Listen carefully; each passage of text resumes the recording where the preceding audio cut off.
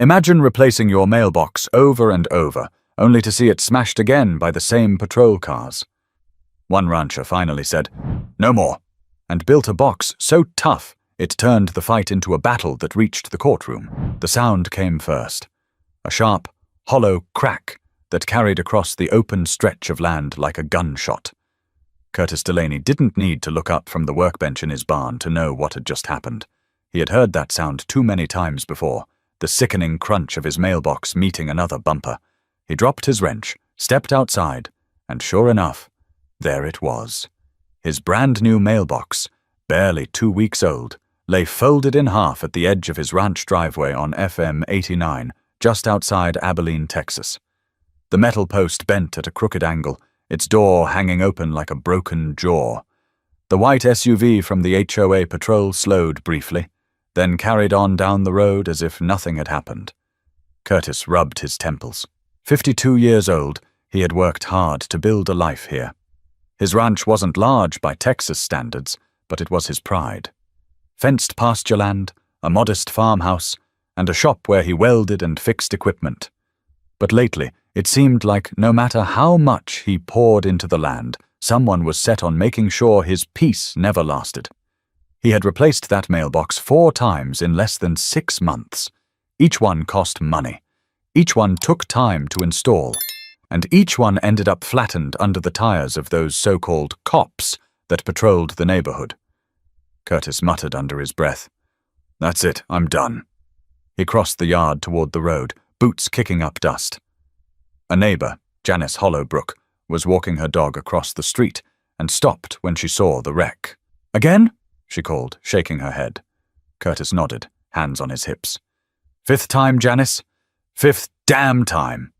Janice pulled her hat lower against the sun. They must be doing it on purpose. Nobody hits the same mailbox over and over unless they're blind. Curtis exhaled hard. "Blind or just don't care?" His frustration wasn't just about the mailbox. It was the way he felt dismissed whenever he raised it at HOA meetings, the way some neighbors looked at him like he was the problem, as if the cost and hassle were his to bear simply because he lived on the far end of the patrol route. The first time it happened, he had told himself it was just bad luck. By the third, he suspected something more. Now, standing in front of the mangled post again, he felt the anger boiling over. That night at the dinner table, his wife Renee tried to calm him. "Curtis, maybe you should just put the mailbox closer to the house. That way they can't hit it." He shook his head. "That's not the point. They'll find a way to mess with it no matter where I put it, and I'll be damned if I let them push me around." His son, Caleb, leaned forward. "You think they're targeting you?" Curtis paused. He wasn't sure if it was deliberate harassment or reckless driving. But deep down, he knew it didn't matter. What mattered was that it kept happening, and the people responsible didn't care. "They don't respect me," he said finally, "and I'm tired of paying for their mistakes." The next morning, Curtis stood at the edge of his property with a tape measure in hand, staring at the ruins of the mailbox. Cars passed by, some slowing to glance at the damage. He could almost hear the whispers already. "He's going to complain again. Why doesn't he just drop it?" Curtis never lets anything go, but letting it go wasn't in his nature. He had grown up in Wichita Falls, the son of a steel worker, and had spent years in the oil fields before buying this ranch. He knew what it meant to fight for what you owned. He knew what it meant to stand firm, even when people wanted you to bend. And as he stood there under the scorching Texas sun, sweat rolling down his neck, Curtis made a decision that would set the entire neighborhood talking. He was done playing nice. But what Curtis didn't realize yet was that his next move wouldn't just stop the mailbox attacks. It would spark a battle that pulled the entire community into its crossfire. Curtis didn't just imagine the pattern, he lived it. He could map out the destruction like a timeline, each busted mailbox a marker of his frustration. The first one had gone down on a Friday evening in late February, just as the last bite of winter clung to North Texas. He'd been out feeding his cattle when he heard the thud and saw a patrol vehicle drive away, leaving the post split like kindling. He replaced it the next morning, chalking it up to bad luck. "Everybody makes mistakes on those narrow roads," he told himself. The shoulder was soft, the turns sometimes sharp. No need to stir up trouble. But 2 weeks later, another patrol SUV came around the bend, clipped it, and left it bent in half again. Curtis remembered staring at the mess in disbelief. A second accident in as many weeks? It didn't sit right. By the third time, the disbelief turned into irritation. He called the HOA office and asked to speak with whoever handled security. A young receptionist told him she'd pass along the complaint. Days went by. Nobody called back. Nobody apologized. When he brought it up at the next HOA meeting, the chairman, Gregory Winslow, leaned back in his chair and smirked. "Curtis, those roads are tight," Winslow said, his voice carrying that air of practiced authority. "It happens. Mailboxes get hit all the time." Curtis clenched his jaw. 5 in less than half a year? You think that's normal?" A few neighbors shuffled uncomfortably in their seats. Winslow shrugged. "It's part of living out here. Maybe move the post back a few feet. Give the drivers more space." The meeting moved on. Curtis felt the sting of being brushed off, but he didn't let it show. Not until he got home, slammed his truck door, and muttered to Renee, "They don't give a damn. Not a single damn." Renee tried to steady him, telling him not to waste his energy on them. But Curtis couldn't. It wasn't just about a box at the end of his drive. It was the principle. It was about respect. Neighbors started noticing too. One evening, at the grocery store in Abilene, an older man named Sherman Hayes stopped Curtis in the aisle. "Hey, I've seen your mailbox keep getting hit. You sure they're not doing that to mess with you?" Curtis sighed. "I've thought about it. But if I say that out loud, I sound paranoid." Sherman lowered his voice. "Not paranoid if it's true. You challenged the HOA about that fence rule last year, didn't you? Folks don't forget." That stuck with Curtis. He had gone head-to-head with Winslow before over whether ranchers should be allowed higher fencing along the back pasture. He won that fight. Winslow hadn't looked him in the eye since. So was this about fences? About Curtis standing his ground? Or was it just lousy drivers who couldn't keep their SUVs between the lines? The pattern suggested otherwise. Each time a new mailbox went up, it didn't last long.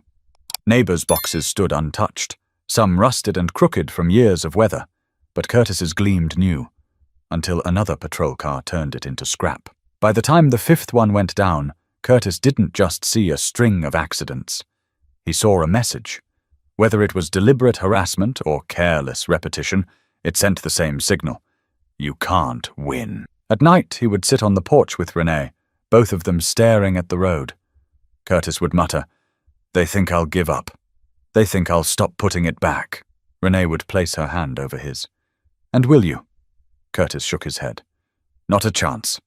He kept replaying the dismissive tone in Winslow's voice at that meeting, how quickly everyone moved on as though his problem wasn't real. That stung more than the wrecked boxes. The feeling of being silenced, minimized, and left to handle it alone. And slowly, an idea began to form.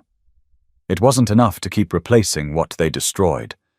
If they wanted to treat his property like it didn't matter, then he'd make sure it mattered more than anything else on that road. He began sketching designs in his shop late at night, laying out steel beams, bolts, and concrete bases. If they wanted to keep hitting his mailbox, fine. But this time, the mailbox would hit back. But before Curtis could put his plan into action, one more meeting with Winslow and the HOA would push him from frustrated to furious. And that's when the real fight began. The community center smelled faintly of old carpet and burnt coffee. Curtis took a seat near the back, arms folded tight across his chest. He wasn't here for small talk. He wasn't here for cookies or the chit-chat about lawn fertilizer. He was here for one thing, to make them listen. At the front, under fluorescent lights, sat the HOA board. 5 people behind a long folding table. In the middle was Gregory Winslow, his silver hair combed back, a tailored sport coat stretched across his shoulders like he was running a Fortune 500 company instead of a neighborhood association in West Texas. Gregory tapped the microphone. "All right, folks, let's get started. We'll go over landscaping updates, then neighborhood patrol reports, and then take any comments." Curtis could feel his jaw tightening. He'd heard it all before. The polished routine, the way Gregory managed to sound polite while dismissing anything that mattered to people who weren't in his circle. When the floor opened, Curtis stood. "Yeah, I've got something." His voice carried across the room, low but steady. Heads turned. Gregory's smile thinned. "Go ahead, Mr. Delaney." Curtis walked a few steps closer. "That's the 5th mailbox this year. Same story every time. Patrol car runs it over, nothing gets done. I'm not asking for sympathy.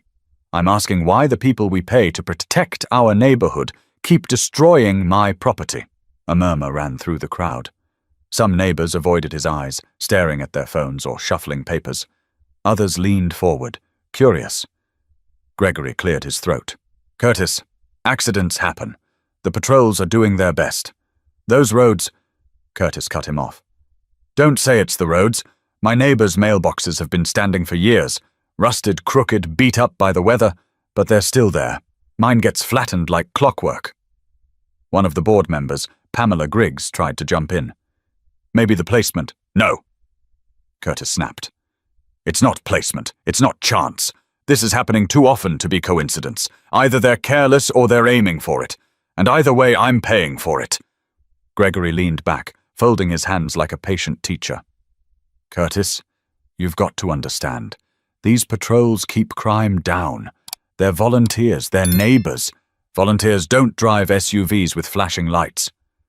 Curtis said, "Volunteers don't cost me 5 mailboxes in 6 months." The room grew tense.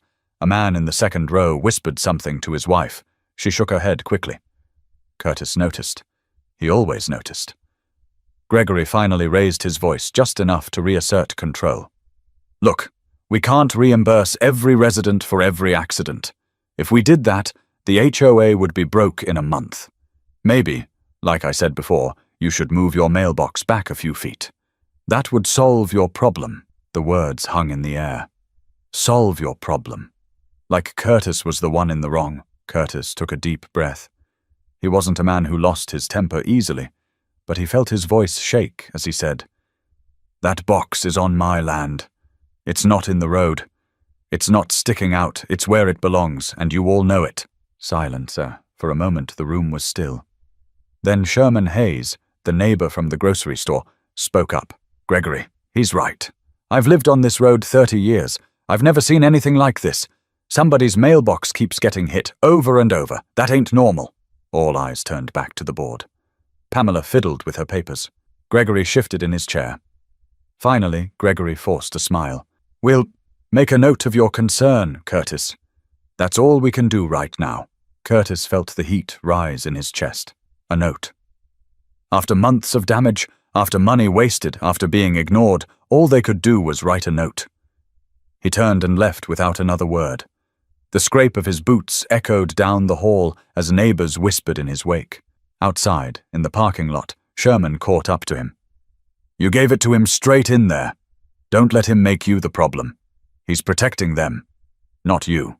Curtis nodded slowly, staring at the horizon.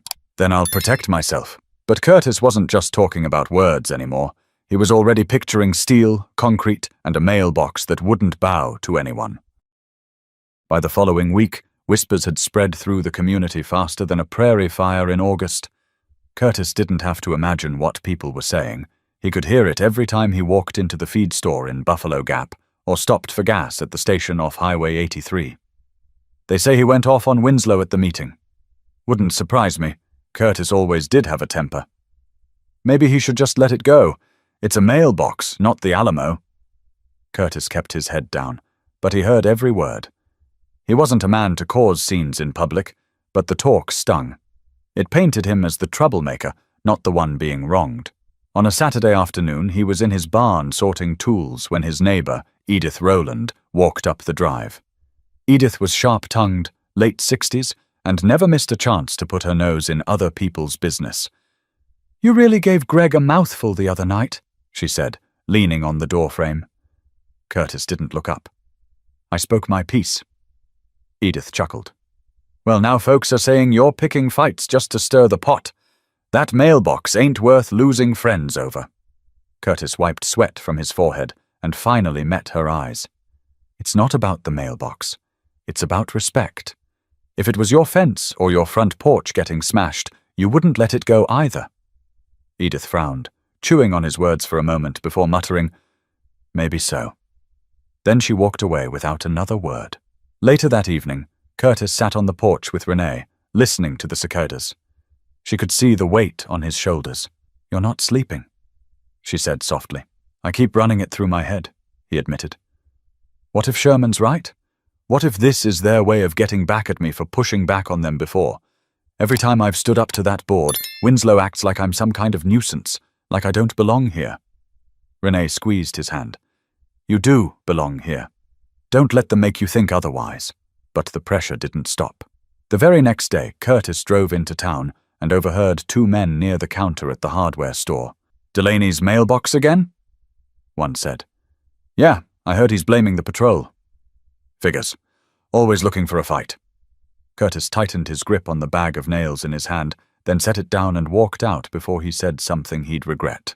Back at home, his son Caleb was waiting by the shop. "Dad, people at school are saying you're planning to sue the HOA. That true?" Curtis raised an eyebrow. "Suing costs money we don't have. No, I'm not suing." "Then what are you going to do?" Caleb pressed. Curtis didn't answer right away. He ran a hand across the cold steel beams he had set aside in the shop. Pieces of an idea were already in motion. "I'm going to build something," he finally said. "Something they can't break." Caleb grinned, half joking. "Like a tank?" Curtis smiled faintly. "Close enough." That night, Renee voiced her worry. "What if this just makes things worse? People are already talking." Curtis shook his head. "They're already against me, Renee. I could do nothing and they'd still find a reason. At least this way. I'll be on my own terms." Word of his plan must have spread somehow, because within days neighbors started stopping by, curious. Sherman dropped in again and looked at the steel laid out in Curtis's shop. "You're serious about this?" Sherman said. "Dead serious," Curtis replied. "Won't they just say you're setting a trap?" Curtis gave a humorless laugh. "Then let them. I'm setting a boundary, Sherman. There's a difference." The tension was no longer quiet. People were taking sides. Some admired his stubbornness, while others whispered that he was dangerous. The HOA board did nothing to calm the waters. If anything, Gregory's dismissive attitude fanned the flames. Curtis could feel the community turning into a battlefield of rumors, each comment another reminder that he stood alone. But that loneliness only hardened his resolve. But whispers and rumors were just the beginning. Soon Curtis would move from talk to action, and the sound of welding would echo louder than gossip ever could. By late spring, the decision had settled in Curtis's chest like a weight he couldn't put down. He was done waiting for the HOA to act. He was done replacing mailboxes like a fool. If nobody else was going to protect his property, then he'd protect it himself. The shop behind his farmhouse became his war room. Each night after dinner, he'd pull on his gloves, flip down his welding mask, and set the sparks flying. The sound carried across the pasture, sharp and deliberate, like hammers striking steel in a blacksmith's forge. Curtis had always been handy. Years of working oil rigs and repairing ranch equipment had made sure of that. But this project was different. This wasn't maintenance. This was armor. One Saturday, his son Caleb wandered in, holding a soda can, eyes wide as he watched the work. "Dad, what exactly are you building?" he asked, raising his voice over the grinder's buzz. Curtis stopped, lifted the mask, and wiped sweat from his brow. "A mailbox they'll never forget." Caleb laughed nervously. "You're serious?" Curtis motioned to the steel plate on the workbench. "Does this look like a joke?" Beneath the cedar planks he had stacked in the corner, Curtis was welding together a steel skeleton. The frame would be anchored 3 feet deep in concrete, reinforced with rebar. From the outside, it would look like any ordinary wooden postbox, hand-stained to blend in with the neighborhood. But inside, it would be a fortress. Renee walked in just then, drying her hands on a towel. "Curtis, you really think this is the answer?" He didn't hesitate. "I know it is." She crossed her arms. "And what if someone gets hurt?" Curtis set the torch down. "They've been hurting me, Renee. Every time they drive through that box, they're telling me my property doesn't matter. If they hit this one, They'll finally feel what I've been feeling. The room went quiet except for the hiss of cooling metal. Renee sighed. I just don't want this to turn into something worse. Curtis softened his voice. I'm not looking for worse. I'm looking for peace. But sometimes peace comes when people know they can't push you anymore. The following week, Sherman stopped by again. He leaned against the doorframe of the shop, watching sparks fly. You really think Winslow's gonna just let this slide? Sherman asked. Curtis shrugged. Winslow's opinion doesn't put food on my table. This is about me, not him. Sherman scratched his chin. It's bold, I'll give you that. Folks'll either call you a genius or a fool. Maybe both. Curtis replied with a grin. The day of installation came in early June. Curtis dug a trench along the roadside, sweat pouring down his back in the heat. He mixed concrete in a wheelbarrow, poured it in stages, and set the steel post deep into the earth. The smell of wet cement mixed with dust as he worked into the evening, the sky glowing orange. By nightfall, the skeleton was buried and stable. Over the next few days, he disguised it carefully with cedar planks, sanding and staining until it looked rustic and harmless. To a passerby, it was just another country mailbox. But Curtis knew better. When he stepped back to admire the finished product, Caleb whistled. Looks normal to me. That's the point, Curtis said. Looks ordinary, but it's not. Let's see them knock this one down. Neighbors noticed quickly. Edith Rowland strolled by, pausing to squint at it. New mailbox again? She asked, suspicion dripping in her tone. Curtis smiled politely. Yeah, let's hope this one lasts. She didn't press, but Curtis saw the curiosity in her eyes. The rumors would only grow now, but he didn't care. For the first time in months, he felt like he'd taken back control. At night, he sat on the porch with Renee, sipping sweet tea, staring at the sturdy post by the road. For once, he didn't feel dread when headlights appeared in the distance. He almost wanted a patrol car to try. But Curtis wouldn't have to wait long, because the next time a patrol SUV came down that road, the crash would send shockwaves through the whole neighborhood. The first impact came on a Thursday afternoon. Curtis had been in the barn, oiling a saddle, when the sound ripped through the air. Not the thin metallic crunch he had grown used to, but a heavy, meaty thud. Like steel colliding with bone, he dropped the rag and sprinted to the road. A white HOA patrol SUV sat tilted awkwardly on the shoulder, steam curling out from its crumpled hood. The front bumper sagged, headlights shattered, plastic scattered across the gravel. And there, standing proud and unmarked, was Curtis's mailbox. Perfect. Untouched. The driver, a young man Curtis didn't recognize, sat behind the wheel wide-eyed, gripping the steering wheel as if it might vanish from his hands. Slowly he shoved the door open and stepped out, wobbling like he'd been blindsided in a football game. Curtis walked over, boots crunching the gravel. You all right? The man blinked at him, dazed. What the hell is that thing? Curtis didn't answer right away. He glanced at his mailbox, gleaming in the afternoon sun, cedar shining like polished armor. For the first time in months, he smiled. It's a mailbox, he said simply. Neighbors began to gather. Janice Hollowbrook came jogging up with her dog, eyes darting between the wrecked SUV and the unscathed post. Lord have mercy, Curtis, that thing didn't even move. Wasn't supposed to, Curtis replied. The patrol driver rubbed his forehead. I barely clipped it. Thing tore the front of my truck apart. You can't put something like that on the road. Curtis crossed his arms. You can't keep running over my property. That's the real problem here. Within minutes, more neighbors arrived. Sherman Hayes leaned on his cane, chuckling. Looks like you built yourself a fortress, Curtis. Damn thing looks like it'll outlast the house. But not everyone was amused. Edith Rowland shook her head. You'll get yourself sued, Curtis. What if someone got hurt? Curtis shot her a look. What if? Edith, I've been paying out of pocket every time these patrols smash my box. Where was your concern then? The crowd went quiet. All eyes turned as the patrol driver pulled out his phone, muttering about calling the HOA. By evening, Gregory Winslow himself arrived in his black sedan, parking behind the damaged SUV. He stepped out in his pressed shirt, looking more like a politician than a neighborhood chairman. His jaw tightened when he saw the mailbox still standing. "Curtis," Gregory said, voice clipped. "What is this?" Curtis leaned on the post. Calm. "It's a mailbox. Stronger than the last 5. That's all." Gregory glanced at the wreckage, then back at Curtis. "This is reckless. You've created a hazard. Look at what it's done to this vehicle. Look at what they've done to my property."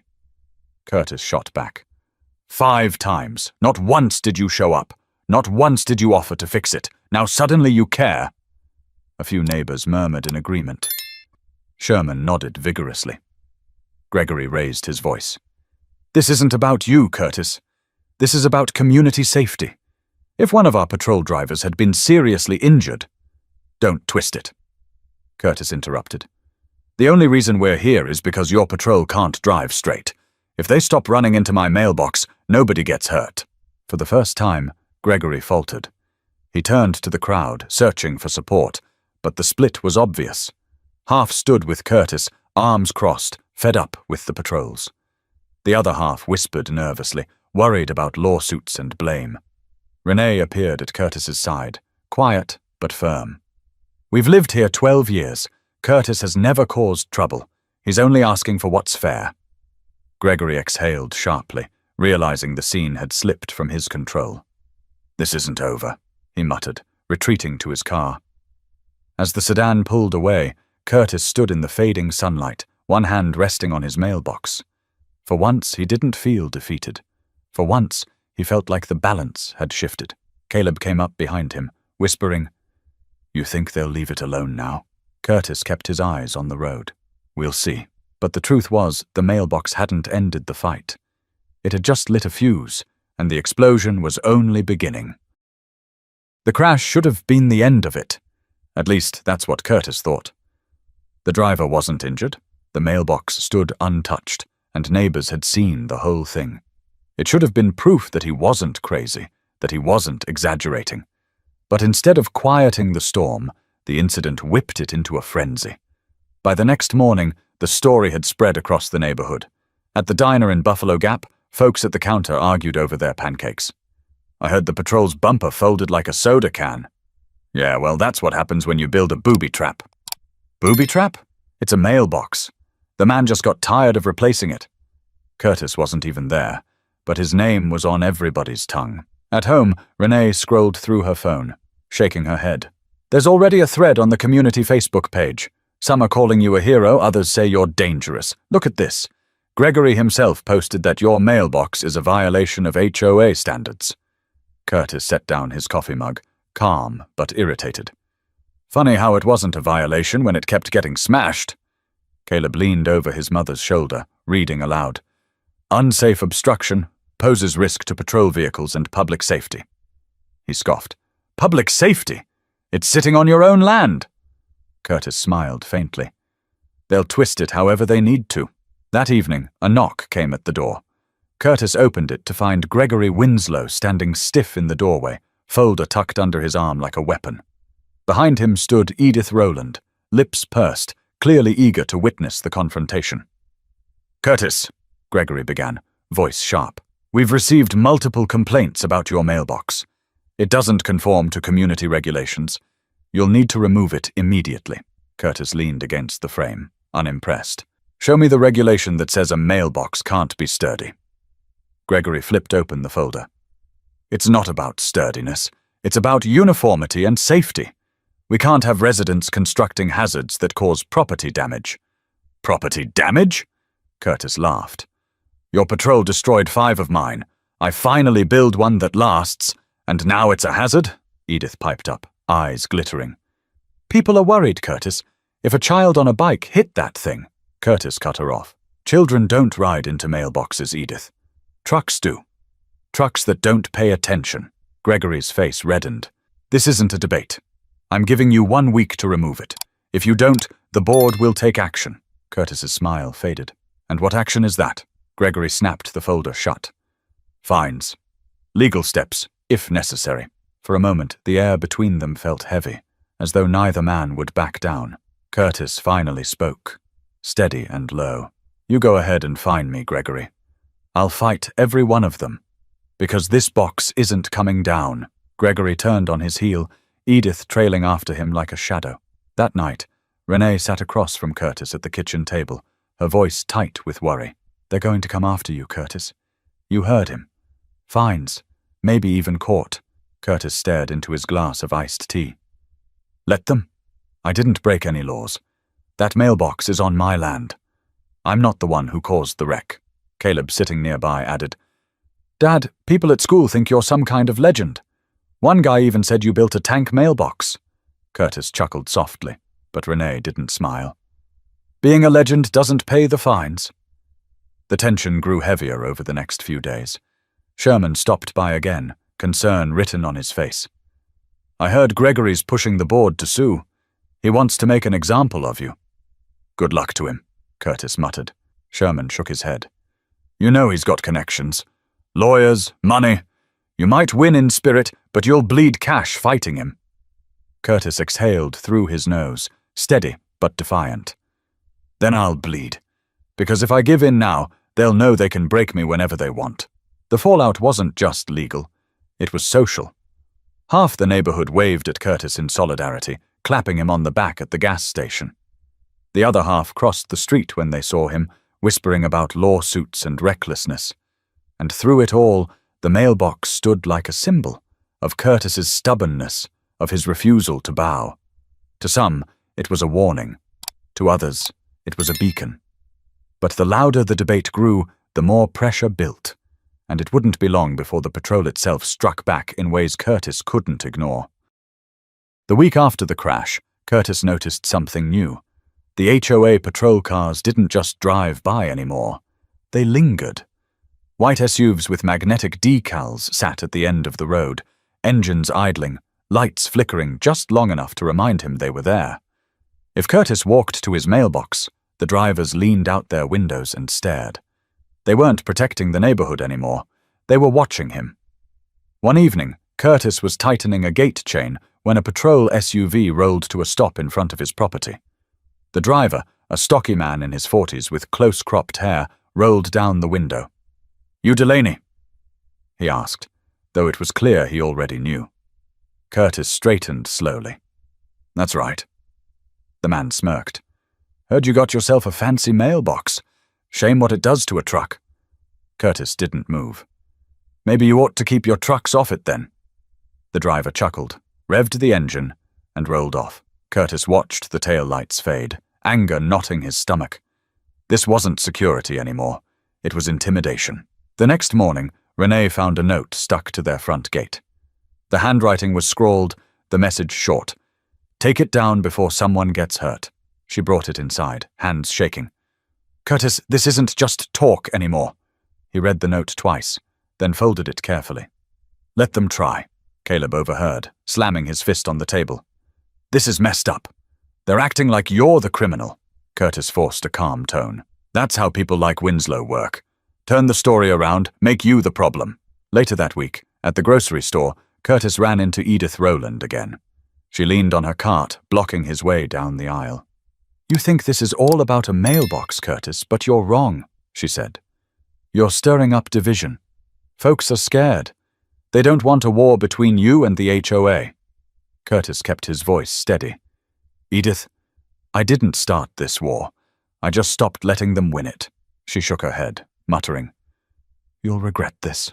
The tension spilled into the next HOA meeting. Curtis didn't plan on going, but Sherman convinced him. If you're not there to defend yourself, they'll write the story without you. Sherman warned. The room was packed, more so than usual. Gregory Winslow sat at the front, looking like a judge presiding over a trial. He cleared his throat, voice booming through the mic. We've had multiple complaints about a resident who installed an unsafe structure at the roadside. This mailbox has already caused significant damage to a patrol vehicle, and we've received threats of legal action from our contractors. Curtis stood immediately. That mailbox is on my land. It's not unsafe. It's strong. If your patrol drivers can't control their vehicles, that's not my fault.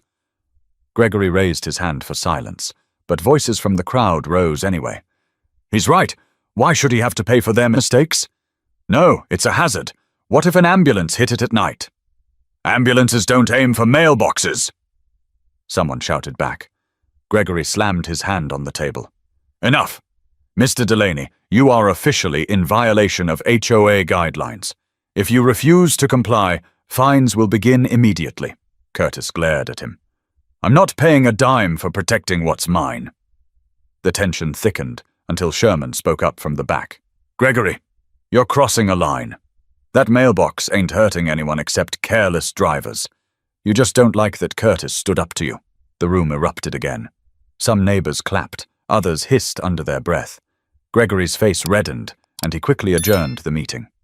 Outside, Curtis and Sherman walked to their trucks. Sherman muttered, He's not going to let this go. You watch. Curtis nodded. Neither am I. That night, the patrol SUVs came back. Slower than ever. One even parked across the street for a full hour, headlights shining toward Curtis's house. Renee pulled the curtains tight, her voice barely above a whisper. Curtis, this isn't just an argument anymore. This is a fight. Curtis rested a hand on her shoulder. Then we'll fight it together. But what Curtis couldn't see yet was that the fight was about to leave the road and enter the courthouse. And there, the stakes would climb higher than he ever imagined. The legal notice came on a humid July morning, tucked into a plain white envelope with the HOA's letterhead.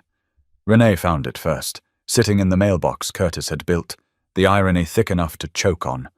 She carried it inside, her hands trembling. They're suing you, she whispered, sliding the paper across the kitchen table. Curtis unfolded it slowly, scanning the dense paragraphs of legal jargon. Violation of community standards, unsafe obstruction, public hazard, words designed to paint him as the villain.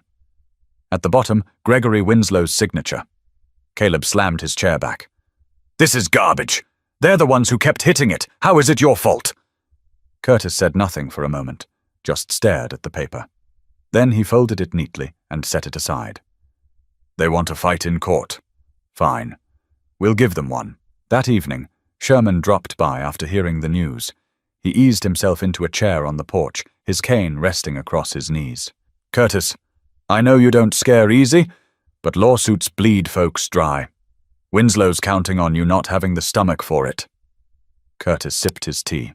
Sherman, I've spent months being laughed at, ignored, and treated like I don't matter. If I back down now, I'll be proving him right. I'll fight. Sherman gave a slow nod. Then you're gonna need help. Help came in the form of attorney Maxine Porter, a no-nonsense woman from Abilene with a reputation for standing up to overreaching HOAs. Sitting in Curtis's living room, she flipped through the complaint with a faint smirk. They're reaching, she said. Mailboxes have to meet postal regulations, not HOA egos. You've done nothing illegal. They'll try to spin it as a safety hazard, but a judge isn't going to buy that unless they can prove negligence. Curtis leaned forward. So you think we can win? Maxine shrugged. We can hold our ground, but Winslow's not bringing this to win. He's bringing it to wear you out. You've got to be ready for the long haul. Renee looked at Curtis, worry etched on her face. Can we afford this? Maxine answered for him. There'll be costs, but I've taken cases like this before. Half the time they fold before trial. Winslow's banking on intimidation. Curtis finally let out a breath. Then let's show him I don't scare. The weeks that followed were thick with tension. Curtis still worked the ranch, still fixed fences and tended cattle, but the weight of the lawsuit followed him everywhere. Neighbors kept their distance. Some stopped waving altogether. Others showed quiet support, dropping off casseroles, slipping notes of encouragement under his door. One evening, while he was out feeding the horses, Gregory himself pulled up in his sedan. He didn't step out right away, just rolled down the window. You think this is a game, Curtis? Gregory called. Curtis wiped his hands on a rag and walked closer. I think you're scared of losing control. Gregory's lips curled. You're dividing this community. People are tired of your stunts. Take it down, and all this goes away. Curtis rested his hands on the fence. Not a chance. Gregory leaned closer, his voice dropping. Then you'll regret it. He rolled the window up and drove off, dust rising in his wake. The case never made it to trial. 2 weeks before the hearing, Maxine called Curtis with news. "They've dropped it," she said. "Too much pushback from the community. Too much attention." Winslow couldn't risk losing in front of a judge. Curtis stood in silence, the words sinking in. Dropped. After months of pressure, after threats and intimidation, the fight was over. That evening, the family sat on the porch, watching the sun sink over the fields. Renee leaned against him, relief softening her shoulders. Caleb grinned like he'd just seen his team win state. Sherman arrived with a bottle of sweet tea in hand, raising it in a toast. "To standing your ground," he said. Curtis clinked his glass against Sherman's. "And to never letting them run you over." The mailbox still stood at the edge of the property, cedar shining in the fading light. To anyone else, it was just a mailbox. But to Curtis, it was a monument, a reminder that even one man, pushed far enough, could hold the line. But the true victory wasn't in the courtroom or the mailbox itself. It was in proving that respect is earned when you refuse to be silent. Curtis never planned to become a symbol, but that's exactly what happened. His mailbox became more than steel and cedar. It became a conversation piece, a warning, and a lesson all at once. People still slowed down when they drove past his ranch, some nodding with quiet respect, others shaking their heads in disapproval. Either way, they noticed. For Curtis, the victory wasn't about attention. It was about reclaiming his dignity after months of being dismissed, laughed at, and pushed aside. He knew not everyone approved, and that was fine.